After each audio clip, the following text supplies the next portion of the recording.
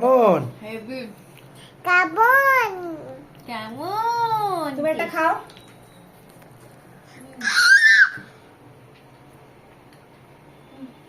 খাঙ্গা মালার দিকটা খাও।